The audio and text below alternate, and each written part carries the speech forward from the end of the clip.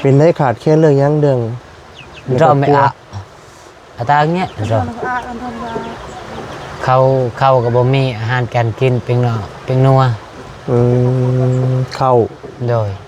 นายาเนี่ยเป็นนี่ยานี่ยาวพอห่มแล้วก็เจ้าตินนี่เอาขอห่มที่นี่เอาโดยไม่แลไม่ว่า150,000แล้วตินนี่พอห่มตินนี่150,000โดยยังไม่มีเงินจ่ายโดยโดยหันหน้าพี่เพื่อจะหันหลังใส่ข่อยเนาะ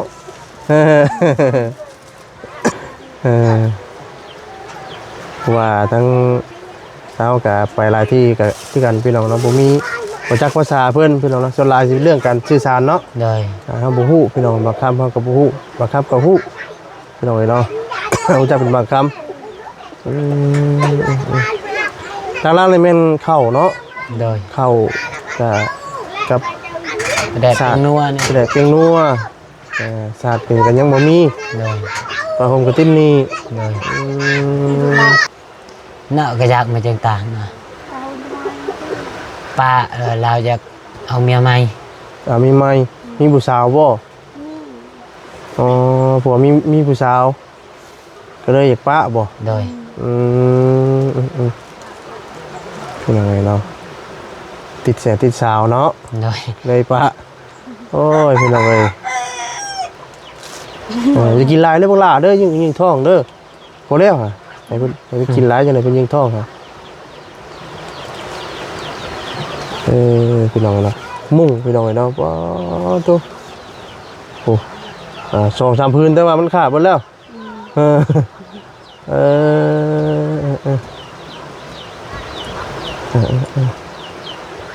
เสียผ่าหนาเพไปก็นอนนี่เลยเนาะนอนไปทางไหนเห็นพี่บนนี้บ่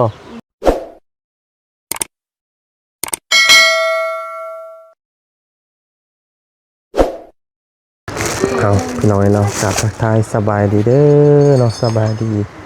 และสวัสดีพ่อแม่พี่น้อง FC กันเบิดสุคนพี่น้องเนาะพบกันแล้วพี่น้องเนาะอยู่ที่บ้านกะแรงพี่น้องเนาะแข่งสวรรณเขตเมืองสเตโปนพี่น้องเนาะตัวพี่น้องเนาะนี่ก็สิให้ทั้งน้องเอ็ดเพื่อนเป็นลามเปให้พี่น้องเนาะสบายดีน้องเด้อเนาะสบายดีไปเป็นมาพี่แล้วก็เป็นลามเปให้แน่เดี๋ยวทั้งเงินบริษัทนั่นเป็นไรพี่น้องเลยนี่เด้อขออนุญาตเด้อเอาสบายดีเนาะน้องเลยโมฮักบ่นี่ฮะโมฮักบ่โอ้ฮึบบักละอะไรก้อนนี่ใจกับใจ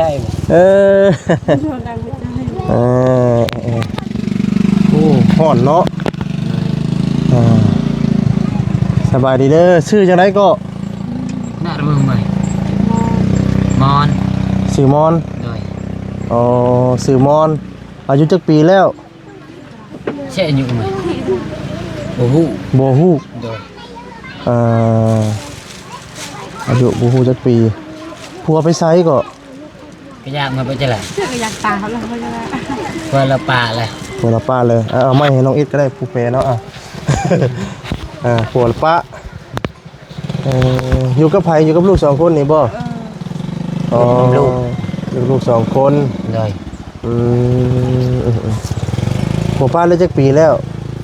3 ปีป้าได้3 ปี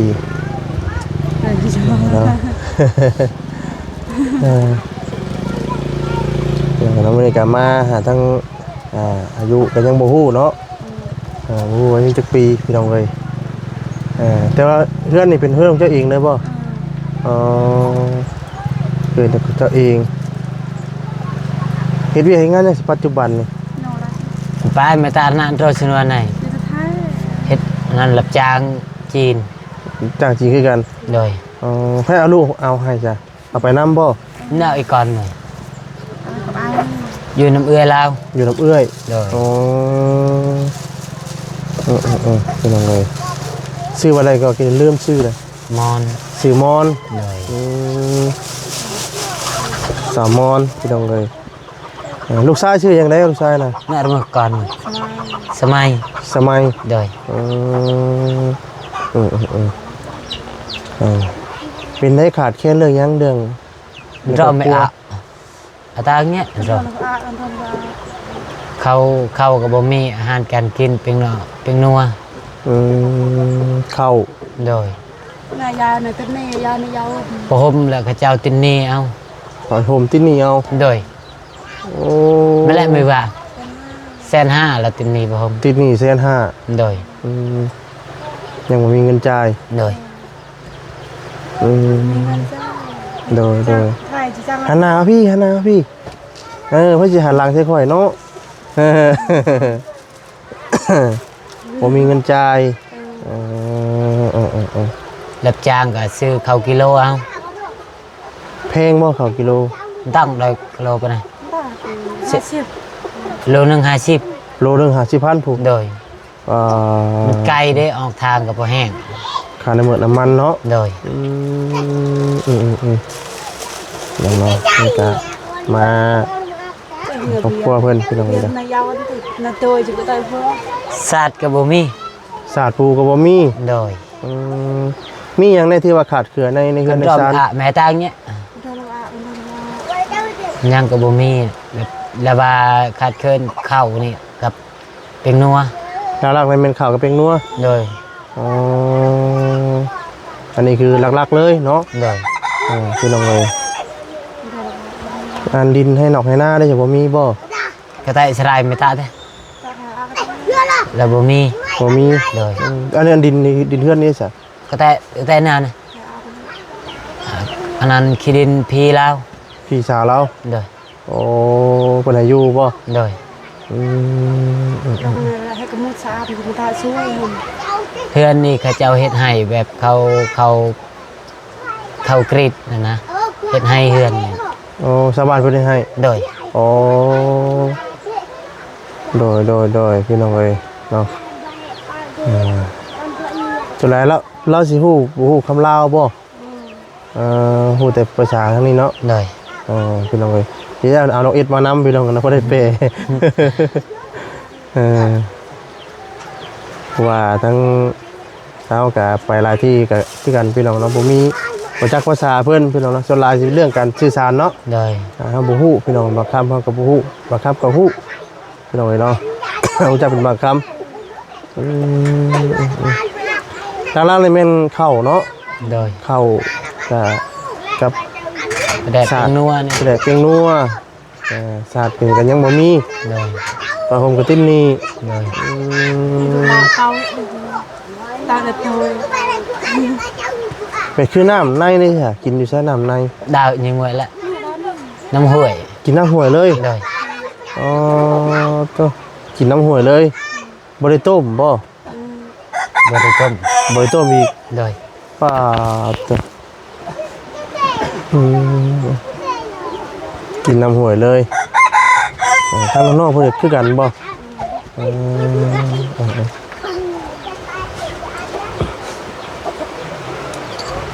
เนาะถือว่ามานี่ก็ถือว่าโอ้เนาะ ประเด็นอะไรจักปีละเพื่อน เสกมอจะนั่นตะยันบอง4 ปีละ 4 ปี โดย เป็นได้ครอบครัวผัวคือได้ปะ เนาะก็อยากมาจังต่างนะป้าเราจะเอาเมียใหม่ มีไหมมีผู้สาวบ่อ๋อผัวมีผู้สาวก็เลยอยากปะบ่ โดย เป็นยังไงเนาะติดแสติดสาวเนาะ โดย เลยปะโอ้ยเป็นยังไงป้ากันก็ได้หลายผ้าหลายปีแล้วเนาะหากันมีลูกน้ำกันผู้เดียวนี่บ่อ๋อเป็นยังไงล่ะนี่ก็มากับทางน้องเอ็ดพี่น้องเนาะน้องเอ็ดเป็นไก่พี่น้องเนาะมานำพาทัวร์มื้อนี้ โดย แต่ก่อนน้องเคยมาดินแต่นี่บ่ บ โดยมาตอนยังน้อย อืมเป็นยังไงน้อยพี่น้องเนาะทางในบ้านแล้วก็ฮู้อยู่เนาะกับทางน้องเอ็ดพี่น้องเอ้ยเคยมีอยู่บ่คนเข้ามาสัมภาษณ์แบบนี้มีอยู่บ่ ๆเกิดเดนมุนนะบ่ บ่เคยบ่ โดย อ๋อแต่ว่าครั้งแรกเนาะมีญาติพี่น้องจักคน แอมเอาเนี่ยชนะสาม 3 คน โดย เพิ่นมีครอบครัวบ่ได้บ่ เนี่ยบนก่อนละกล้วยจ้ะมีมาแล้ว มีเบิ่นแล้วพ่อแม่เด้จ้ะ เป็นบะละเนาะพอเสียแล้วมีแต่แม่ มีแต่แม่อ๋อปัจจุบันนี้เพิ่นก็อยู่นี่บ่อยู่นํกันนี่บ่ สนวนอะไรละเบะเนี่ยไอ้กันเนี่ยแบบแม่เราอยู่ทอลาแบบเราก็อยู่ต่างหากนะ อยู่หาอยู่มัน โดย โอ้ต่างคนต่างหาอยู่หากินไผมัน โดยแบบอยู่นำกันแบบยันเลี้ยงบุกุ้มนะ โดยโด แบ ย บครอบครัวเรากับลาย อ๋อหลายคนคือกัน โดย เทข้าวน้ำซ้ำปลาได้จ้ะยังเดือดเท่าไรข้าวน้ำซ้ำ และ ป โด ลาย ดาวมันล่ะ ก็จะทายกันอยู่ตั้งด้วย เวลาเราเฮ็ดเวียกเราก็ซื้อบางทีเราบ่มีก็กินน้ำแม่เรา คือมื้อนี้ฉันบ่ทันได้ไปเฮ็ดเวียกว่ามื้อนี้ เมื่อไหร่มาต้นเป้าบ่พักมื้น มื้ออื่นมันไป โดย วันละเท่าไรเพิ่นจ้าง มันยังไงมาแหละ100,000 100,000 โดย เบิดมื้อบ่ มันมื้อ โอ้พี่น้องเอ้ยวันละ100,000เนาะ โดย ทางชาวบ้านนี่เพิ่นก็เฮ็ดไปนำไปเฮ็ดนํกันเบิดบ่ ไปเนี่ยเวเลยปะเนี่ยมาเถอะ คือใช้ปลาตั้งเยอะ แบบขอไปน้ำหมูน่ะนะ โอ้พอไปน้ำหมู่ โดย บ่ได้เงินซื้อข้าวซื้อน้ำเนาะเพิ่นจะกินนมอยู่บ่ น้องไว้นมบ่ บ่กินนมแล้ว โดย โอ้จักปีแล้วนี่ลูกชาย2 ปี โดย บางครั้งเพิ่นก็ฮู้เนาะบางครั้งเพิ่นก็บ่ฮู้พี่น้องเอ้ย จ้าไม่กลัวน อนกับลูกชาย2 คนพี่น้องเอ้ยเนาะแต่ว่าเติบหนึงเป็นแม่ห้างลูกหนึงพี่น้องเอ้ยเนาะกระตอบนี่ก็ขาดก็มีพี่เนี่ยพี่น้องเนาะฮู้จังปองจังแป้งอยู่ ไม่จ้าไม่กลัว หลักๆนี่เป็นศาสตร์เนาะ โดย ศาสตร์บ่มีเพิ่นเนาะศาสตร์ปูโอเคข้าวน้ำซ้ำปลาแล้วก็ปลาแหลกแป้งนัวเนาะเคยกินอยู่บ่นี่ ไปไม่เคยจ้าเด้เคย เคยอยู่ โดย เขาคิดเขาซื้อ บ่มี เขากินก็ซื้อมีนี่แบบมาโลกิน โดยมื้อนี้ก็บ่มีหยังดอกมื้อนี้ก็นี่แหละเอามีมาต้อนแต่ไปกินลิบแล้วบ่น่ะ โดยกินดิบแล้ว โอ้ยอืดท้องได้ ก็อยากกิน แต่เล็กน้อยกินได้เนาะอืดท้องได้โลดต้มให้เพิ่นจับเจือแต่ในท้องอืดโอ้ยยากอีกแหละเด็กน้อยเนาะแต่ว่ามื้อนี้บ่ได้ไปติแต่สิว่าจังได๋ล่ะพี่น้องเอ้ยถ้าเฮาก็ได้เนาะอยู่นี่โฮสีขาวบ่คือตำมีห้อยตำขาวบ่ ตำเอา ฮะ ต ตำบ่ ำโดย มื้อนี้มีไผตำบ่มื้อนี้ตำขาว ไปเบอร์ไหนตัวเบอร์เอากล่าวบ่มี บ่มี โดย มาบนหงสีแล้วก็กันได้ หลายคนมีหงชีมีแต่ผู้เดียวแล้วนะบ่มีหงชี ก็เลยมีโฮสีปั่นต่างหาก โดย โอ้โฮสีน้อยเนาะ โดย แต่ทางเจ้าเองบ่มี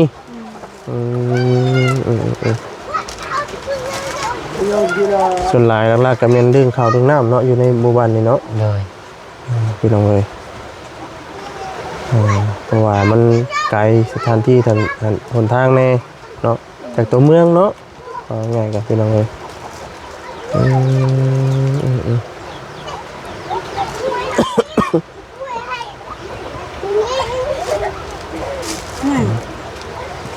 ทางเราเองยังว่าใกล้ตัวเมืองไงเนาะ โดย อันนี้ยังไกลเลยพี่น้องเลย นอกตัวเมืองทั้งนั้น เนาะ โดย หลายลากเติบพี่น้องเลยตัวเข้าไปรอบก่อนนะโอ้ยยังนั่นเนาะ โดย ยังไกลปีนภูปีนพาอะไรเติบพี่น้องเลยหลายคำพูดช่วยเติบเพื่อจะหอดจุดหมายปลายทาง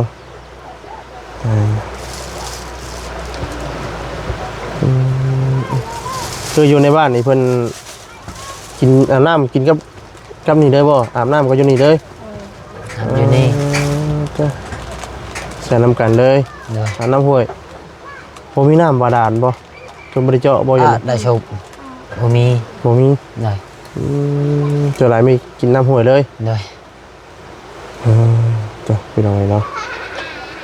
คือว่าแล้วบ่มีเนาะ เลย บ่มีหยังกินหยังไปก่อนบ่ได้ประทังชีวิตไปก่อนนี่แหละพี่น้องเอ้ยป้ามุ่งบ่นั่นน่ะ เลย มุ่งนำว่าเจ้ากลางจุมื้อน่ะ กลางอย่าหาคุณจะเดา แบบกลางแล้วมันขาดกับใส่เข้าอีกนะ อ๋อ ใส่เข้า ปัจจุบันนี่กลางมุ่งอยู่ไสซะ ชนวนนี่มันกลางเมืองแลน อ๋อ บ่มี บ่มีบ่ได้กลางเลย เลย เจ้าพี่น้องเอ้ยยุงสิบ่กินคนน้อยบ่ล่ะบัดนี้ จากแล้วบางทีก็กินแล้ว เนาะ ได้ โอ้ยพี่น้องเอ้ยเนาะแล้วรักนี่ลูกได้พี่น้องเนาะเป็นกระดังใหญ่ยุงกินโอ้ยตัวเองจะกินหลายเลยบ่ล่ะเด้อยิงท้องเด้อพอแล้วค่ะให้เพิ่นให้กินหลายจังได๋เพิ่นยิงท้องค่ะพี่น้องเนาะมุ่งพี่น้องเนาะว้าวตัวโอ้2-3พื้นแต่ว่ามันขาดหมดแล้วเออ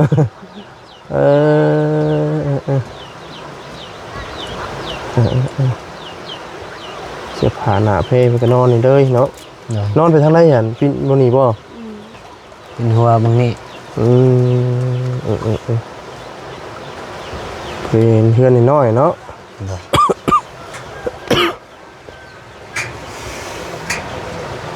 เด้อเริ่มรู้สึกว่าร้อนกับร้อนข้าวเนาะ เลย เพื่อสัตว์เอาได้บัดแต่จริงเป็นอยู่นอกก็ล่มอยู่เลยพี่น้องไอ้เนาะแต่ว่าเรามานั่งอยู่ในเนี่ยก็โอ้พี่น้องไอ้คือประจาดเฮ็ดเองสาดเองเด้อบ่อยู่พี่น่ะแม่นบ่ ไปตะเบิ่มนี่ ตามยาว เขาเจ้าเฮ็ดให้ เฮ็ดให้เลย เลย บ่ได้ซื้อบ่เฮาเฮ็ดเจ้าเฮ็ดให้เลย เลย อืม แถวบ้านนี่เฮ็ดให้เฮ็ดซอยนะ เฮ็ดซอย เลย ก็ยังซอยกันเนาะคนละไม้ละมือพี่น้องเอ้ยเนาะปวกเริ่มขึ้นเลยนะปวกขึ้นแล้วนะ เลย โอ้มีแต่ลำไม้จากไผ่ ซ้ำก็รับน้องคือเก่าคือกันแล้วเนาะตอนนั้นเนาะ ซ้ำกันเบียดเดียวกับสถานการณ์ที่น้องเอ็ดเลยพี่น้องเอ้ย ที่ถก อยู่กับลูก2 คนที่พี่น้องเอ้ยเนาะเป็นแม่ห้างคันมีพวกก็คล้ายๆเนาะ แม่นตอนมีผัวในสิบอกภาระไปนิดนึง เลย ม ใครหน่อยนึงเนาะ แม่นเพราะว่าคือเรากับบ่ทันอยากไล่บัดนี่ไม่อยากบ่ได้บ่ผัว หนังว่า ไปไม่น่าเบิ่งก็อยากป่ะ ยากยาวตี บ่เอาแล้วล่ะ บ่เอาแล้ว เลย ก็เป็นโสดแล้วบัดนี้เนาะ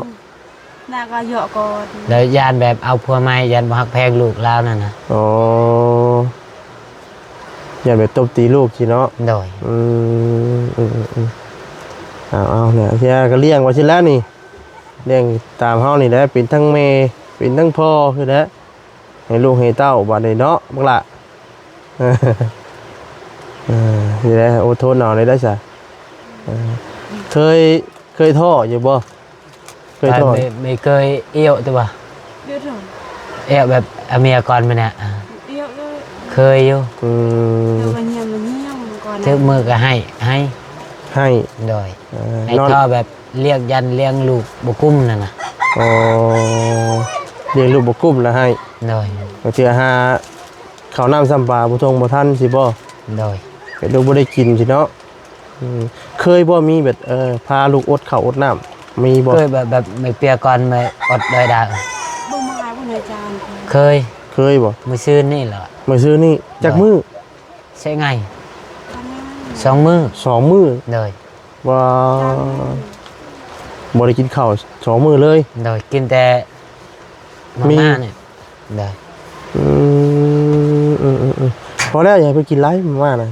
ท้องอืดได้พอแล้วเอามีก่อน ใส่จาน เอามีก่อนอดข้าวน้ำ3 มื้อ2 มื้อป้าโตไปลองเลยถือว่า ชีวิตเราก็โอ้เนาะเจอกันนอนให้แล้วเนาะคิดหลายเนาะ โดย เลี้ยงลูกบ่กุมบ่หุ่มบ่ทวงบ่ทัน ขนาดแบบน้องตอนนั้นก็ยังท่อคือกัน ตอนแบบทีมงานยังบ่เข้ามา โดย ในใจกับบางเทื่อก็อยากได้เฮือนอยากซื้อข้าวแน่ บัดพละบัดหลายสิเนาะ โดย ยังก็อยากไล่ยังอยากได้ยังมี ตอนนั้นนี่ก็ยังลายอยู่ตอนนั้นยังมีทีมงานผู้รับผู้ใหญ่จดซอยน้องก็ดีใจ โดย แบบน้องก็คือกันแบบผู้นี้น่ะ บอกไงกับสถานการณ์ โดย แบบคนเดียวอีกเด้แบบยันเลี้ยงบุกุ้มน่ะอาชิท่อก็มีในใจ มีท่อมีอย่างมีคือว่าน่ะเนาะลองเอาท่อก็มีแต่ว่าบ่ถอยและสู้ๆได้เนาะ โดย ท่อได้แต่อย่าถอยให้แล้วพี่น้องเอ้ยเอ้ยพี่น้องเอ้ยเนาะทั้งเนาะเพิ่นก็โอ้จะสิว่าจังได๋ หมดแล้ว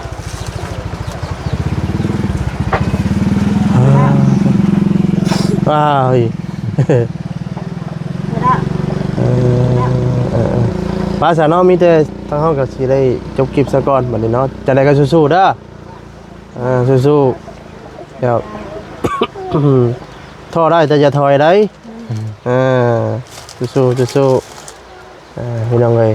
หาเลี้ยงบ่กุ้มก็ให้แล้วเป็นทั้งพ่อทั้งแม่คือว่านะ ฮัลโหล เลยอยากกินน้ำเอาน้ำให้แล้วนะ พี่บ่ โดย เอาบักละจะกินน้ำเดี๋ยวบ่าวว่าบ่ให้กินเนาะ มันอืดท้องได้เล็กน้อยเป็นยังไงพาชาน้องอินเฮา โดย เอาสบายดีเด้อพี่น้องเอ้ยพี่น้องเอ้ยเนาะสำหรับคลิปนี้ก็ถือว่าหลักๆก็เป็นเรื่องเขาเรื่องน้ำพี่น้องเอ้ยเนาะน้ำซ้ำปลาพี่น้องเอ้ยเนาะน้องพี่พลาดจังใดก็ขอโทษขออภัยเลยพี่น้องเด้อความใจทางบาสดีเนาะบางมนนันทูเนาะขอโทษขออภัยน้ำพี่น้องเนาะลำลาไปก่อนเนาะฝากกดไลค์กดแชร์กดติดตามพี่น้องเนาะเป็นกำลังใจในพี่น้องเนาะบรรยากาศทางบาสดีก็ได้เดินทางมาบ้านกะแลงเนาะพี่น้องเนาะเมืองซีปูนแขวงสวรรณเขตพี่น้องเนาะฝากเป็นกำลังใจให้แน่เนาะลำลาไปก่อนเนาะฝากกดไลค์กดแชร์กดติดตามเนาะสบายดีอยู่ดีไม่แห้งเบื่อสุขุสุขคนพี่น้องเนาะสบายดีพี่น้องเนาะสบายดี